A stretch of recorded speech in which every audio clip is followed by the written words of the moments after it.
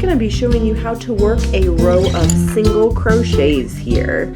So this is the stitch that most people are going to start off learning with crochet. It's the shortest real stitch in crochet, and it's the most straightforward to do. It does have one downside though. It's a little bit of a stiffer fabric that it creates. It's a little bit thicker, and it does tend to not have a lot of drape to it. So generally you're not going to make full garments or full like blankets out of this stitch. Just because it is so heavy and it's going to be so firm. But it's a great stitch to get started with, and you use it a lot as components and parts of other stitches. So to get started with a row of double crochets, you are going to begin by working a turning chain. And turning chains are done the exact same way that any other chain is done. So we are going to wrap the yarn around our hook, and we are going to pull one loop through. And that is a chain one. And for the single crochet, we are just going to work a chain one as our turning chain.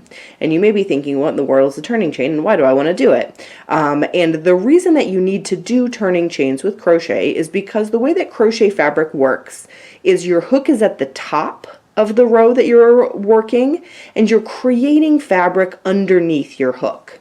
And so when you're at the beginning of a row and your hook is right at the bottom, you can't create crocheted stitches that go straight up in the air. So you use that turning chain almost to build a little step ladder to get your hook up to the height of the row that you're going to be doing. So the pattern is going to tell you, and I will put a link in the comments of this video to the full pattern that has all of the written out instructions as well. The pattern is going to tell you to work a chain one, and then you are going to be working your first single crochet stitch into the second stitch from your hook. So that turning chain where you build your step ladder, no matter how tall or short or what stitch you're doing, you're never going to be putting your hook back into that turning chain. So I skip that first turning chain that I just created, and I'm going to be putting my hook into that second stitch.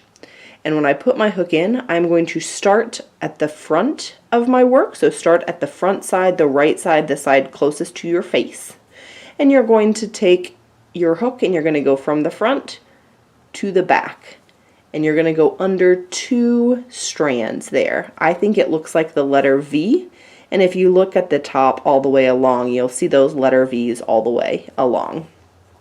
So you put your hook through your fabric. So at this point you have the loop you started with and then the two legs of the V right there. You are going to lay the yarn across your hook and come back under the two legs of the V, but not that first loop. So you've got two loops here. You're going to lay your yarn across a second time, and you're going to pull through both of those loops that remain. And then you're going to do that exact same thing. You only skip that turning chain once at the very beginning of the row. From here on out, you're just doing one single crochet in each stitch across. So when I go to look to put my hook in for the next stitch, when you're looking this way, you can kind of see this is where my first stitch is. We want to put our hook into that very, very next stitch. And if you want to see those letter V's that I was talking about, you almost need to turn your work towards you a little bit to be able to see those V's. So some people find it easy enough to get your hook through looking at it from the side. Some people prefer to turn it so they really are looking from the top and seeing that V. Whichever way works better for you is fine.